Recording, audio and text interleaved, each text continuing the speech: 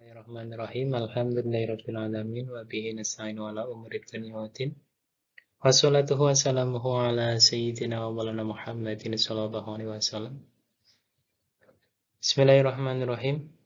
Pada kesempatan hari ini saya akan sedikit mengulas kembali materi yang terdapat pada kisi-kisi dan melanjutkan pada video yang kemarin.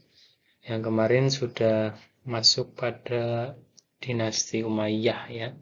Nah, terus kemudian pada kisi-kisi yang nomor ke-25. Jadi pembedahan kisi-kisi ya masih sama konsepnya. Jadi kami mencari materi yang sesuai dengan kisi-kisi. Walaupun tidak menjawab itu akan keluar. Tapi setidaknya kita itu menjadikan alat pembekalan kita untuk materi yang kemungkinan besok akan keluar. Nah, terus kemudian pada bagian keempat ini, untuk kisi-kisi yang nomor 25 yaitu tentang dakwah pada masa dinasti Abbasiyah. Nah, memang mahasiswa nanti dituntut bisa membandingkan perkembangan dakwah, pendidikan, dan kebudayaan antara masa dinasti Abbasiyah dan dinasti Umayyah. Karena sudah dijelaskan tentang dakwah Umayyah, tapi ini adalah C4 ya, jadi penalaran kita saja. Nanti kita itu pasti kan ada informasi secara tentang disajikan nanti. Jadi kita itu menalarkan saja. Nah, jadi saya akan bahas tentang dinasti Abbasiyah ya. Dinasti dinamakan Abbasiyah ini memang merupakan dinasti ya. Dinasti itu merupakan salah satu sesuatu tingkatan tinggi ya. Terus kemudian Al-Abbas itu merupakan paman Nabi Muhammad SAW. Dan selama dinasti ini berkuasa, pola pemerintahan yang diterapkan berbeda-beda sesuai dengan perubahan politik, sosial, dan budaya. Nah, di dalam Bani Umayyah memang di situ terdapat warga non-muslim ataupun Islam yang baru itu ya. Dan terus kemudian di kalangan Umayyah pemerintah itu bisa menjaga candi, gereja, dan sebagainya. Dan pada masa Abbasiyah ini berbeda-beda memang sesuai politik, sosial, dan budayanya. Terus puncak kejayaan dinasti Abbasiyah kita itu ya terkenal ya oleh Khalifah Harun ar-Rasyid ya. Yang memang dalam kalangan SKI ini memang mencolok bahwasanya kejayaan itu pada pemerintahan yang dipimpin oleh Khalifah Harun ar-Rasyid. Dan negara dalam keadaan makmur, kekayaan melimpah, keamanan terjamin, walaupun ada juga pemberontakan dan wilayah mulai dari Afrika Utara hingga India. Ini adalah puncaknya adalah masa di mana dipimpin oleh Harun ar-Rasyid. Nah, terus kemudian pada masa Abbasiyah itu didirikanlah, ya ini sering keluar, perpustakaan yang diberi nama Baitul Hikmah. Baitul Hikmah, dan di dalamnya orang dapat membaca, menulis, berdiskusi di situ. Jadi seperti rumah baca lah di situ. Nah, terus kemudian pada masa perkembangan ilmu pengetahuan, agama seperti Al-Quran, Qiraat, hadis, fikih, ilmu kalam, bahasa, sastra, 4 mazhab fikih tumbuh dan berkembang pada masa dinasti Abbasiyah. Di samping itu, berkembang pula ilmu filsafat, logika, metafisika, matematik, ilmu alam, dan sebagainya, aljabar, aritmatika, astronomi, musik, kedokteran, dan kimia. Memang di sini masa puncak kejayaan. Dan dalam segi keilmuan, dalam segi sosial, dalam segi budaya, pada masa Harun ar-Rasyid itu sangat berkembang. Nah, kita lanjutkan pada masa penyebab. Kenapa sih ketika Abbasiyah itu begitu sangat kuat ya, tapi ada masa di mana dinasti Abbasiyah itu selesai atau mundur. Penyebabnya itu adalah memang runtuhnya dinasti Abbasiyah pada masa pemerintahan Al-Mu'tasim. Di antaranya adalah adanya fiksi di dalam dinasti Abbasiyah sehingga membuat dinasti Abbasiyah itu hanya sibuk mempertahankan wilayah yang sudah ada. Kemudian mengamankan perbatasan wilayah, dan hal tersebut juga tidak dapat berhasil sepenuhnya karena terdapat beberapa wilayah yang ingin memisahkan diri dari pemerintahan pada pemerintahan di bawah dinasti Abbasiyah. Ini ada visi memang. Terus kemudian memang karena sudah berkembang maju, gaya hidup yang pada masa kala itu memang pejabat itu serta keluarganya itu ingin hidup mewah terus. Nah, sehingga di dalam dinasti Abbasiyah yang dikepentingkan ya dirinya. Yang ketiga, khalifah yang berkuasa bukan sosok yang kuat. Nah sehingga banyak mudah terpengaruhi karena secara konsep dalam pemerintahannya kan monarki ya. Nah, jadi cuma hanya kerajaan, jadi turun-temurun dan tidak lain dan tidak bukan bahwasanya khalifah yang pada kala itu memang belum berpengalaman, sehingga ketika ada sesuatu masalah, ada orang yang mempengaruhi, dia itu ikut saja. Terus kemudian banyak serangan yang dilakukan oleh kaum Salibis ke Palestina. Nah, inilah adalah muncul perang salib ya di sini di Palestina. Terus kemudian serangan Mongol ke Baghdad yang mengakhiri riwayat dinasti Abbasiyah. Baghdad merupakan adalah kota di mana semua produk ilmu itu di kala Bani dinasti Abbasiyah itu ada. Terus kemudian Mongol itu menyerang. Dan ketika sudah menyerang, Baghdad dikuasai dan hancur, kemunduran dinasti Abbasiyah itu selesai. Dinasti Abbasiyah sudah selesai. Terus kemudian kita lanjutkan pada kisi-kisi yang nomor 16, nanti tentang kepemimpinan dinasti Abbasiyah ya. Pada nanti juga disajikan data informasi secara ya, jangan heran, dan ini juga C5. Terus kemudian mahasiswa mampu membedakan kondisi sosial. Kondisi sosial pada kondisi Bani atau masa kepemimpinan dinasti Abbasiyah, sistem sosial pada masa ini ya adalah sambungan dari masa sebelumnya, yaitu Bani Umayyah ya, dinasti. Akan tapi pada masa ini terjadi beberapa perubahan yang sangat mencolok. Di antaranya memang tampilnya kelompok Mawali dalam pemerintahan serta mendapatkan tempat yang sama dalam kedudukan sosial. Yang kedua, kerajaan Islam Daulah Abbasiyah terdiri dari beberapa bangsa yang berbeda-beda, bangsa Mesir, Syam, Jazirah Arab, dan sebagainya, mengingat melanjutan sistem dari dinasti Umayyah yang memang kuasanya juga banyak, sehingga bangsa-bangsa itu yang dilanjutkan oleh dinasti Abbasiyah ya banyak.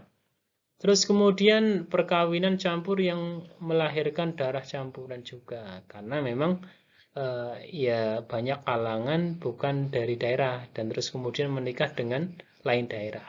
Nah, terus kemudian terjadinya pertukaran pendapat sehingga muncullah kebudayaan yang baru. Nah, inilah adalah kondisi sosial di masa dinasti Abbasiyah. Wilayah kekuasaan dinasti Abbasiyah juga akan nanti muncul pada nomor 27. Nah, mahasiswa dapat mendeteksi perkembangan dakwah dan perluasan wilayah. Nah, ini wilayah yang nanti ditanyakan. Dinasti Abbasiyah memiliki wilayah kekuasaan meliputi Irak, Suriah, Semenanjung Arab, Uzbekistan, dan Mesir Timur. Nah, pendiri dinasti Abbasiyah ini adalah Abu Abbas As-Syafa. Ini secara sejarah, dinasti Abbasiyah adalah Abu Abbas As-Syafa. Kekuasaan dari dinasti Abbasiyah sendiri dibagi menjadi 4 periode, yaitu ada periode awal, ada periode lanjutan, ada periode buai, terus ada periode Saljuk. Nah, pola pemerintahan pada dinasti memang berubah-ubah disesuaikan dengan iklim politik, sosial, budaya, serta faktor penguasa. Tapi dinasti Abbasiyah itu mencapai masa keemasan saat dipimpin oleh Asyafa, Al-Mansur, Al-Mahdi, Harun ar-Rasyid. Ini yang terkenal Harun ar-Rasyid. Nah, ini adalah puncak kejayaan di mana dinasti Abbasiyah itu memimpin Islam.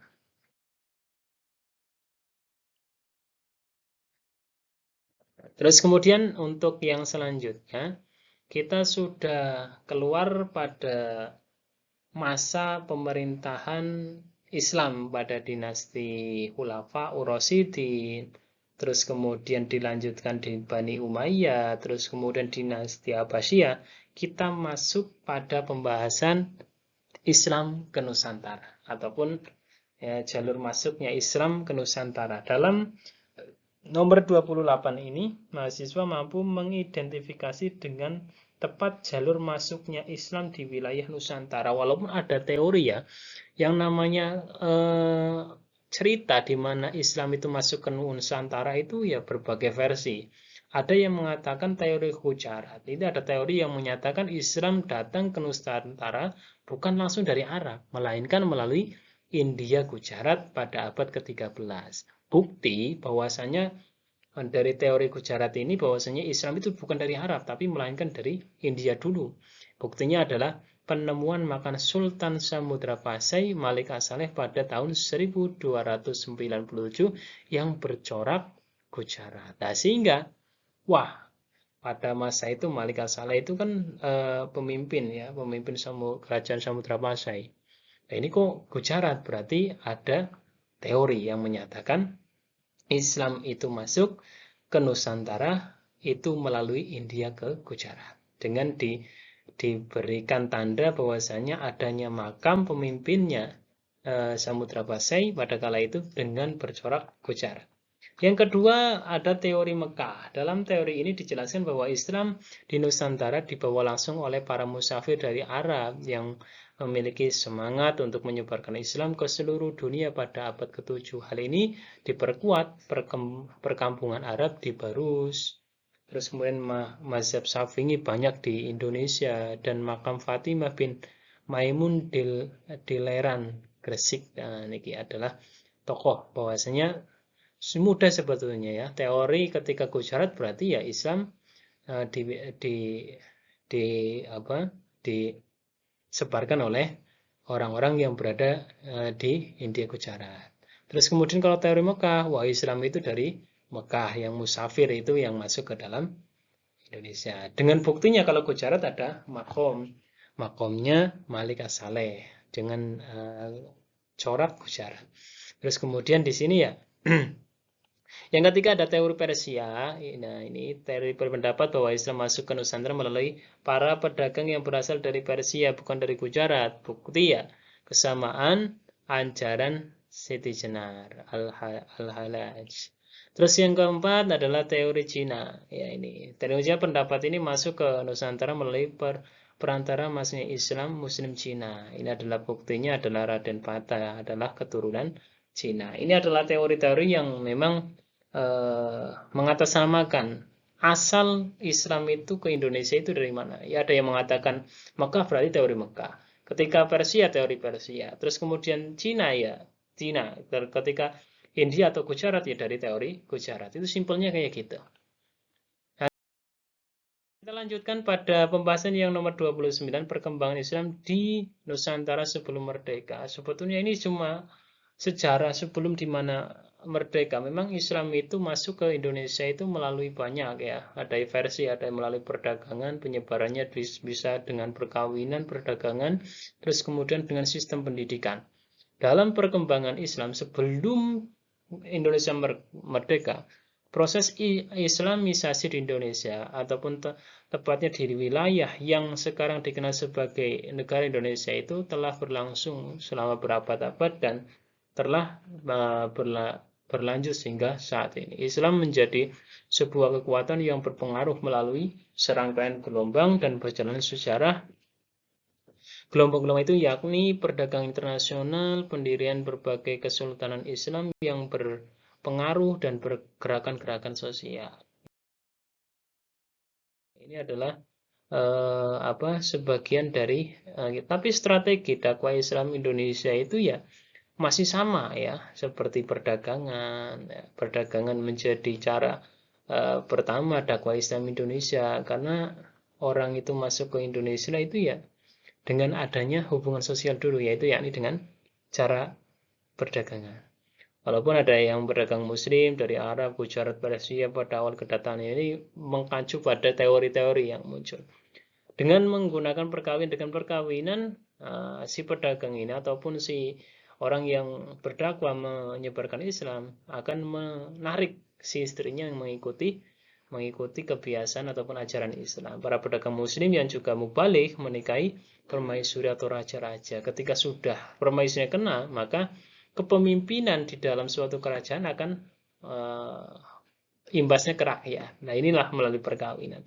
Terus juga melalui pendidikan. Cara ini banyak dilakukan oleh mubalik, khususnya para wali songo yang mendakwah Islam dengan kemanfaatan ya, seperti dengan pendidikan, kesenian, itu semuanya dilakukan oleh wali songo.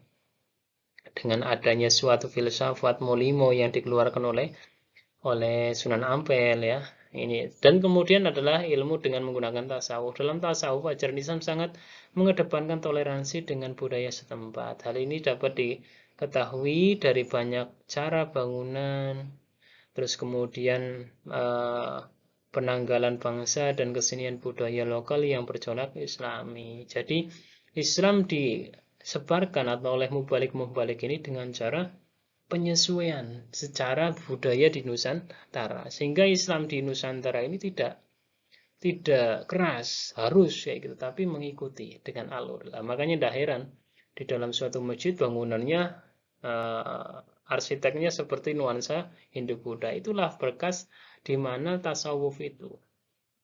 Nah inilah. Nah terus kemudian kesenian itu yang sering kita adalah wayang kulit. Nah, kemudian untuk menarik bahwasanya orang itu ingin masuk Islam dengan diberikan suatu skenario di dalam pertunjukan wayang, orang-orang akan menjadi ketertarikan. Yang pertama ingin tertarik, ingin nonton, terus selanjutnya tertarik ingin mengikuti ajarannya. Inilah perdagangan, perkawinan, pendidikan tasawuf dan kesenian.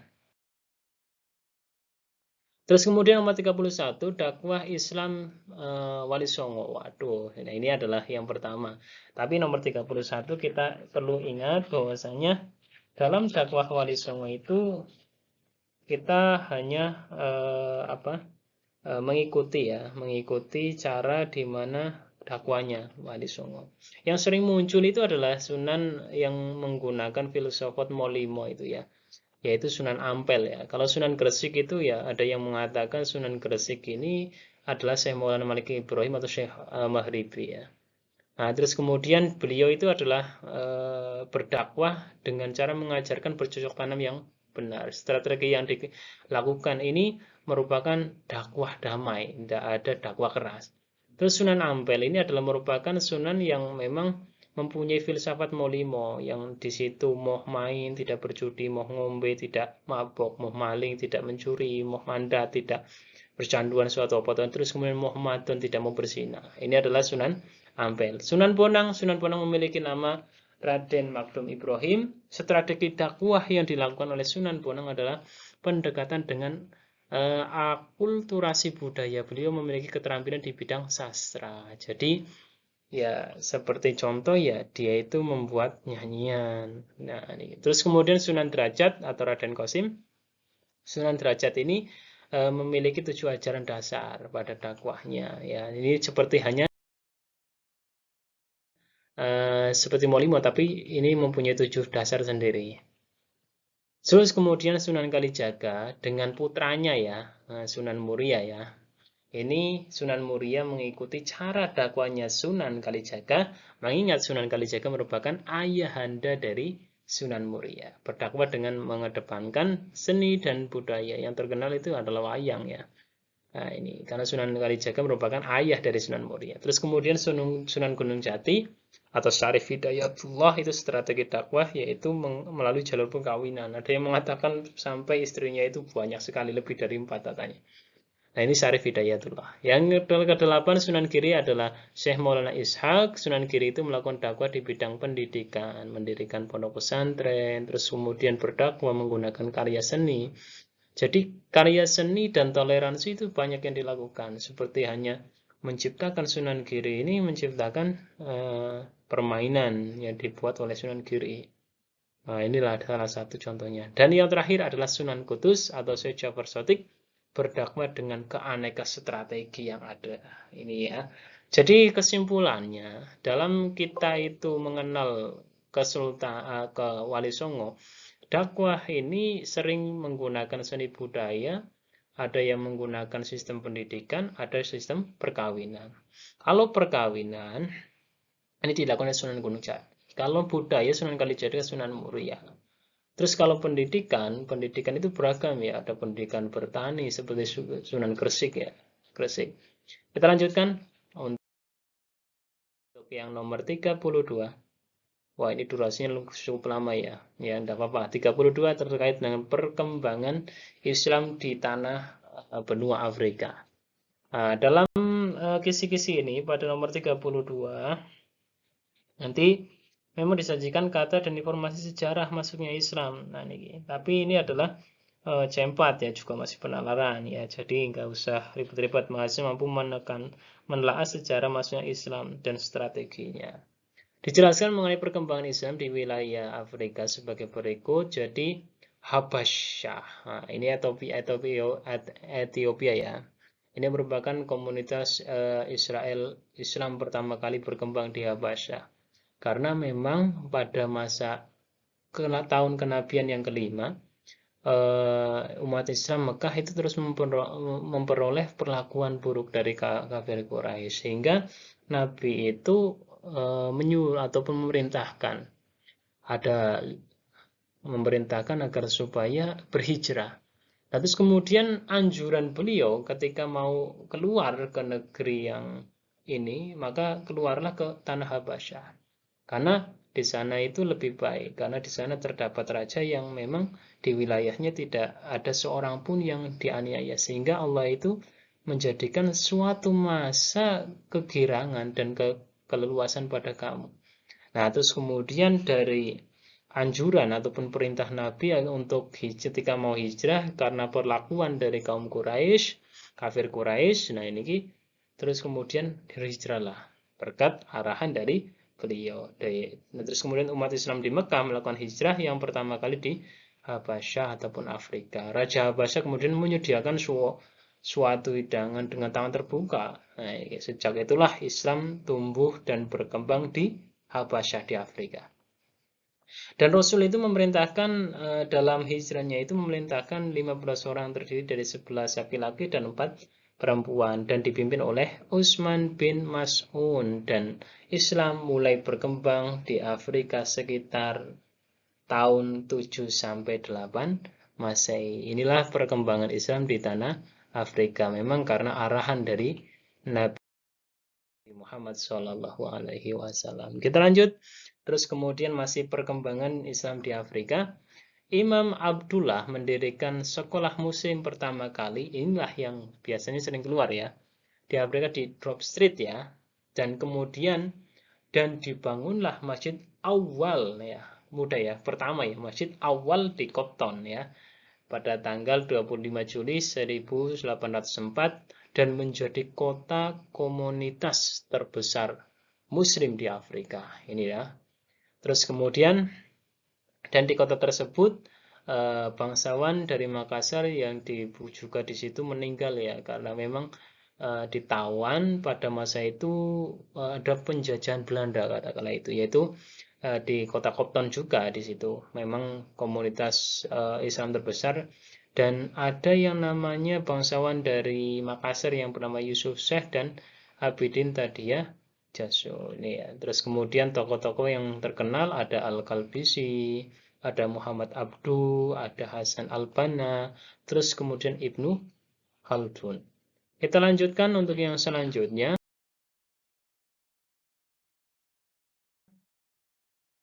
Lanjutkan pada yang ketiga, perkembangan Islam di Amerika. Setelah Afrika kita ke Amerika.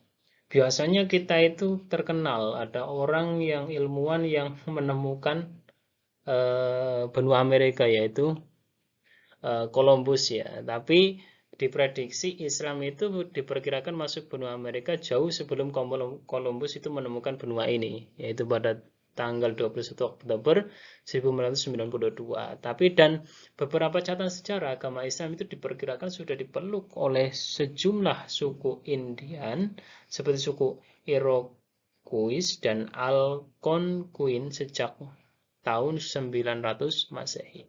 Sejak ini dikenal terdapat dua muslim pertama di Afrika Utara, yaitu Estevanico dan Azamor. Ini sering keluar juga. Jadi yang terkenal ya, Muslim pertama di Amerika itu ada Estevanico ya, merupakan orang Berber di Amerika Utara ya. Terus kemudian dia menjejah ke Arizona dan New Mexico, terus kemudian dari kerajaan Spanyol, dan Estevonica sampai ke Amerika sebagai budak penjelajah Spanyol pada abad ke-16. Islam Center di California, ini walaupun sudah tidak berkaitan ya, ini cuma ada catatan. Islam Center di California itu salah satu identitas muslim terbesar di Amerika dan terdapat masjid banyak di sana. Tercatat ratusan ya pada tahun 2001 itu. Tokoh-tokohnya ada Muhammad Alexander Russell, ketua Islamic Propaganda Mission di Amerika Serikat, terus ada Nobel Trewali, pendiri Maurice Temple, terus kemudian yang sering terkenal ada Elijah Muhammad, ketua The National of Islam. Ini perkembangan Islam di Amerika. Kita lanjut perkembangan yang nomor 34, perkembangan Islam di Eropa. Secara perkembangan Islam di Eropa itu ya kita sering ya Spanyol ya. Spanyol dulu itu negara Islam ya, tapi sekarang sudah peradaban Islam sudah hilang, tinggal kenangan dan tinggal situs-situs saja. Sejak awal sejarah Islam, umat muslim telah masuk di wilayah Eropa, tetapi pada masa itu mereka umumnya hanya sekedar berdagang dengan kekaisaran Bizantium ya, cuma hanya sekedar ya masuk tapi tidak berdakwah, sekedar ingin jualan saja. Terus kemudian penaklukan muslim pada atas Persia pada abad ke-7 membuka jalan bagi perkembangan Islam di benua Eropa. Ketika Persia sudah dikuasai oleh Islam, nah, terus kemudian lanjutlah benua Eropa. Sementara gelombang besar pertama masuknya Islam ke Eropa terjadi pada tahun 711 Masehi setelah penaklukan semenanjung Liberia ya.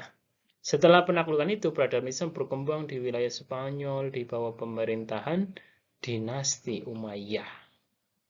Majunya peradaban Islam Spanyol kala itu dapat dilihat pada bidang ilmu pengetahuan yang ditandai dengan munculnya ilmuwan Muslim terkemuka, yaitu adalah Ibnu Khaldun dan Ibnu Rushd ya. Terus kemudian populasi muslim di Eropa saat ini ya dapat ditemukan di Rusia, Albania, Prancis, Jerman, Inggris. Loh, terus kemudian Spanyol tidak ada, memang itu tinggal kenangan saja. Kalau saat ini loh ya, kalau zaman dulu memang di Eropa Spanyol sangat kerajaan Islam besar di sana. Sementara negara di Eropa yang mayoritas masyarakat beragama Islam ini terletak di semenanjung Balkan dan Eropa Tenggara. Yang lain tinggal tidak. Nah, terus yang terakhir yaitu perkembangan Islam di Australia. Perkembangan Islam di Australia ini ada yang mengatakan Islam di Australia itu dibawa oleh masyarakat Indonesia. Ya. Hadirnya Islam di Australia juga diperkirakan mendapat pengaruh dari kedatangan nelayan pedagang Nusantara Indonesia. Wah, hebat, ini ada sejarah Islam. Dikutip dari laman Kedutaan Besar Australia untuk Indonesia, para pedagang dan nelayan dari Makassar sering masuk ke pesisir utara Australia. Nah, terus kemudian diperkirakan peristiwa tersebut terjadi pada 16 dan 17 ya. Nah, selain satu bukti yaitu munculnya kesamaan beberapa kata bahasa Makassar dan bahasa penduduk asli pesisir Australia. Ya, ini adalah menandakan.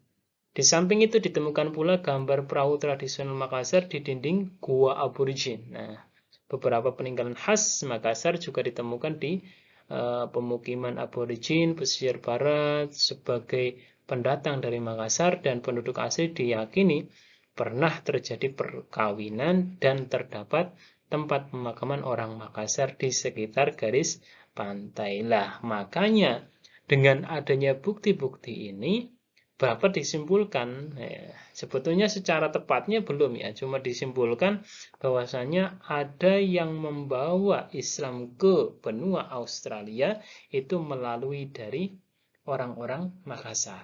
Nah, karena ada di situ corak, ada gambar ya.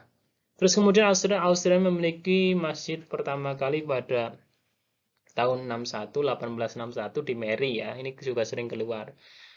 Sebelah utara Australia Selatan. Sementara itu masjid besar pertama berdiri itu ada di Adelaide dan diikuti di Broken Hill. Ini adalah masjid pertama.